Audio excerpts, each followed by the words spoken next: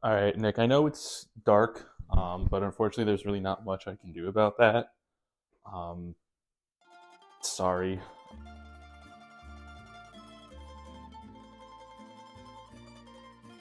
Welcome back to Chef Tyler's Croatian Kitchen. Today, we'll be making Riba na Žaru, or grilled fish. So today, again, we are somewhere different. This time, we're down at my summer house on the Dalmatian coast. And because of that, I thought it would be fun to do a traditional Dalmatian meal. So we're doing grilled fish. This is probably the simplest way to prepare fish and is probably the most common. Every single restaurant that you go to has grilled fish on the menu, and the waiter will come by and they'll fillet it for you right there. Or you can just get the fish whole and eat through the bones yourself. That's the way we did it growing up, so that's the way I'm going to do it today. Yeah, grilled fish is definitely a staple, something we will have anytime the weather is nice, or even if the weather's not so nice. Really lucky for us today, it's been raining the past couple of days, and today it's really nice and sunny, so we'll be able to go outside to the grill, and we'll be grilling this over coals. Because of that, we have to start the fire a little bit earlier, so my uncle's out there now getting the fire ready, while we'll stay inside to make Blitva. We've done Blitva on the channel before, but I think it's a good idea to do it again. Blitva is Swiss chard and is insanely popular here in Croatia. And fish with Blitva is probably the most common combination. Like, anytime you go out and you order fish, you are 100% getting it with Blitva, whether you like it or not. To the point where if you ask for something else, the waiter will look at you like, are you okay? Well, why do you want something different? The way I'm going to do the Blitva is a little bit different than the traditional way. The traditional way is just to boil it to all hell and enjoy your mush. We're not doing that because I don't like mush. And I think this is a much better and more flavorful way to make Blitva. We'll get to that in a second, so first we'll go over the ingredients. Of course, we have Blitva, which is Swiss chard. As you can see, I've already taken the stems and leaves apart. So Blitva has a green leafy leaf and a fibrous stalk. And you want to separate them because they do cook down differently. So I just tear off the leaf from the stalk like this. And then you have your stalk and your leaves, and we'll treat these a bit differently. If you're smaller piece of Blitva, something like this, you don't have to take them apart. The stalk isn't as fibrous. This can just wilt down with the rest of the leaves. Also with the Blitva, I have onion that I've diced and some garlic that I've minced. The fibrous stalk we're going to treat very similarly to the onion, so it's going to go into the pot first, and then we'll add in the leaf part when it'll wilt down later. Blitva is always served with boiled potatoes, so I'm going to cut up these potatoes into cubes and we'll boil them and then add them into the Blitva once it's all wilted down. This is of course being cooked in olive oil because we are in Dalmatia. The fish we're using is branzino, or in Croatian brancin. This is one of the most popular fish, the other one being orada. It's a very nice neutral white fish. I think that orada and brancin basically taste the same. I'm sure someone out there is going to get very mad at me and explain exactly how they taste differently, but to me they're kind of the same. So if you don't want to use brancino, a different kind of white fish will of course suffice. With the fish we have rosemary and a lemon. We're going to use that to stuff the inside of the fish, kind of like what we did on the fish in the bag episode. Actually exactly like we did on the fish in the bag episode, except this time it's going on the grill and not in the bag. We also have some parsley, and this is the only clear bowl that I could find. So this parsley, we're going to put some olive oil into it, along with some minced garlic. That's going to be our sauce that we're going to put onto the fish. There's a saying here in Croatia that a fish swims 3 times, first in the ocean, then in olive oil, and then in wine. So the fish has already swam in the water. We're going to have it swim in olive oil. We're going to dress the fish with olive oil before we put it on the grill. And this little sauce that we make with the garlic and the parsley is also swimming in olive oil. And the third time it swims in wine. That's when we're sitting down and drinking wine while we're eating. Of course, we have wine. I'll be opening some later when we get out to the grill because you really can't be grilling without wine. There's also salt and pepper for seasoning. I don't think I brought that out, but I feel like at this point it's just so obvious that we're using salt and pepper. I'll bring it out in a second. Well, I have to when we start. Anyway, I'm going to move all this out of the way. I'm going to get my pot of water on to boil for the potatoes, and then we'll start on making the Blitva, so I'll see you in a second. So over there, I have the potatoes coming up to a boil, and here is where we're going to make the Blitva. So first, some olive oil. This is our own olive oil. made from the olives on the trees right outside.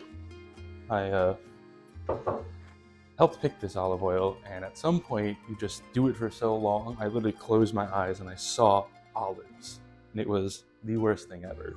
But the olive oil tastes good. So into this, in the olive oil, I'm just going to put in our onions and some salt to help draw out some of the moisture.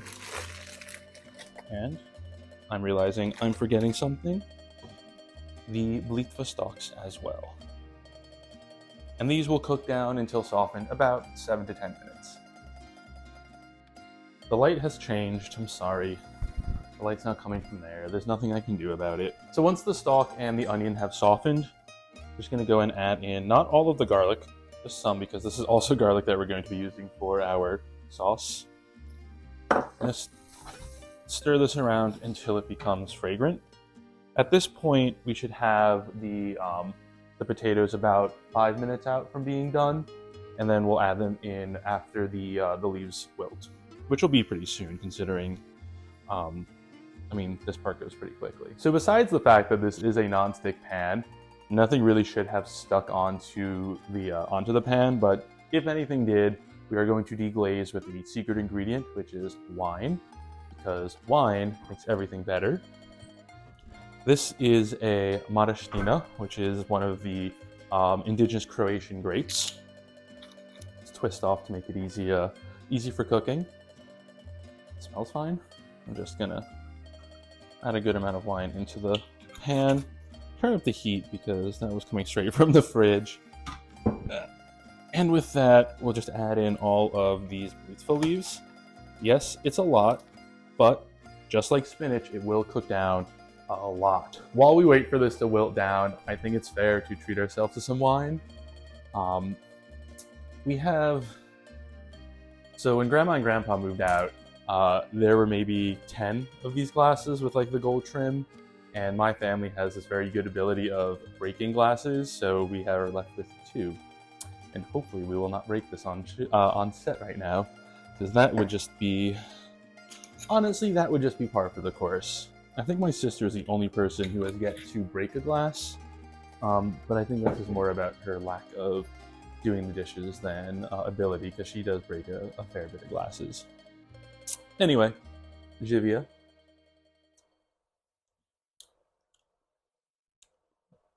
This is much better in the food. Once it wilts down, that's when we'll go ahead and add in all of add the potatoes.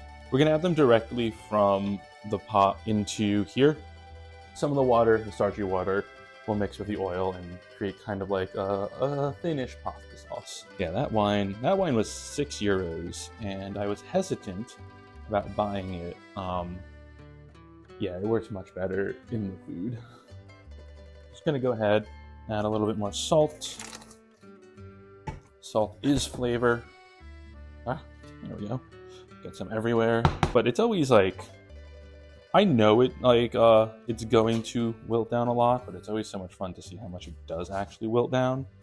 Same thing when it comes to making caramelized onions. Like, those things, like, you start with all this onion and you're left with nothing. It's so fun to see.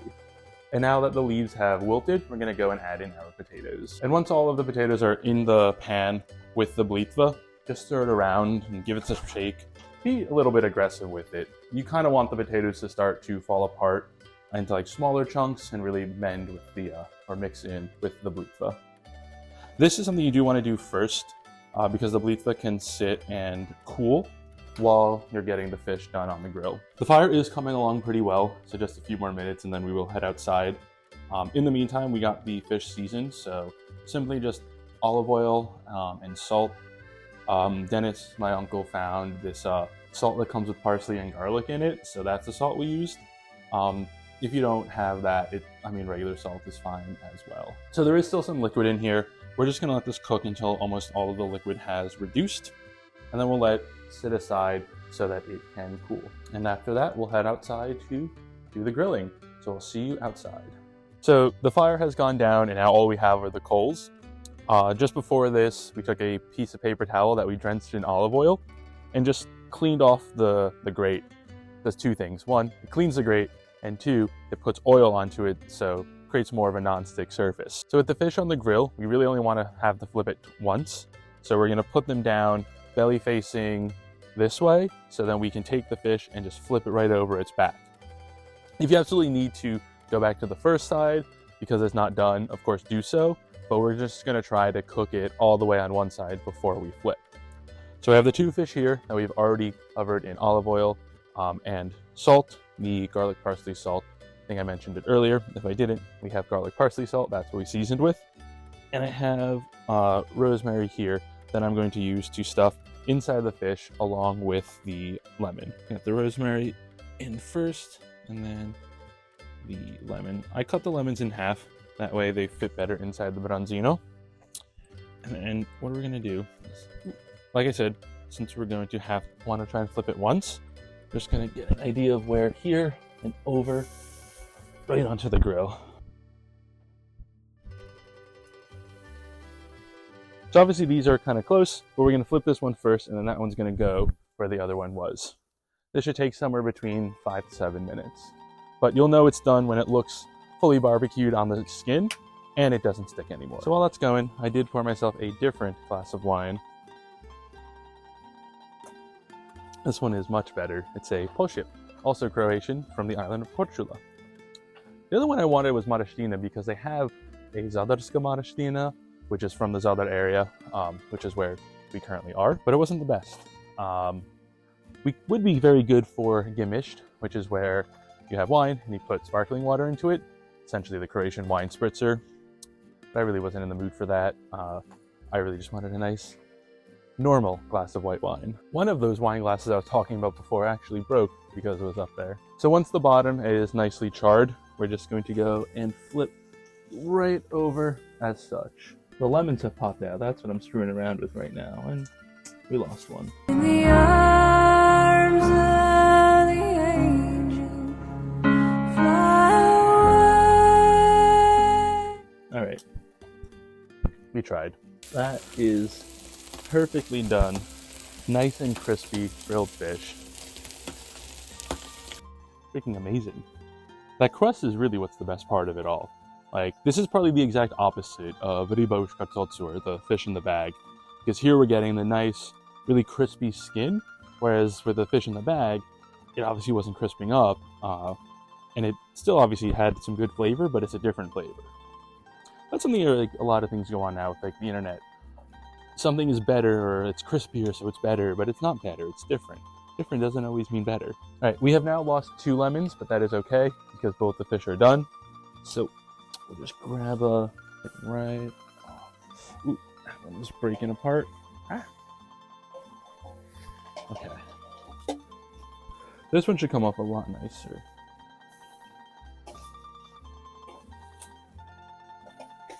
And there we are, our nice grilled fish. So I've gone ahead and just sat down for the tasting portion because I can't actually hold this and do all of the eating. I only have 2 hands. I've gone ahead and served some the Blitva and the fish here, and I mean, no Croatian meal is complete without some bread, but that was aside from now. Eating the whole fish with the bones does take some practice. I'm not gonna go through the whole thing now. It's not necessarily worth it, but it is actually how I'm gonna do it. But the first way is you wanna open up the fish, right? You just take your knife and fork and cut down the back and push it open. I like to just take the backbone out right away. You don't need it off on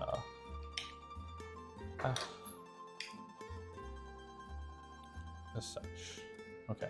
So I also went ahead and just removed the backbone and the head. You can eat the cheek from the head as well. That's like the best meat is in the cheek.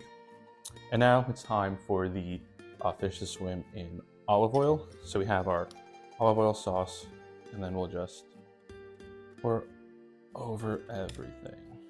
So you want to make sure you have a very good quality olive oil, because the flavor is really going to shine through. And also hope that you're not going to be kissing anyone after this, because there is so much garlic. And with that, let's go ahead and give a taste. Get out of the meat with the oil, garlic, and parsley. I mean, delicious as always. This is exactly how fish should be. perfectly grilled, topped with olive oil, garlic, parsley. That is the best combination. Let's also give the blitva a try.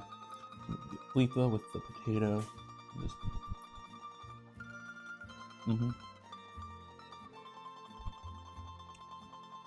Blitva this way is so much better because it still has like kind of like a crunch to it. It's not just mush. It has the flavor of the blitva. And with the potatoes too. Blitva and potatoes is just the best combination. And the third time it swims. This is the best Dalmatian meal. If you liked what you saw, please hit like and subscribe. And as always, go about the deck. Boy, do I hope this was in frame. My head is chopped off.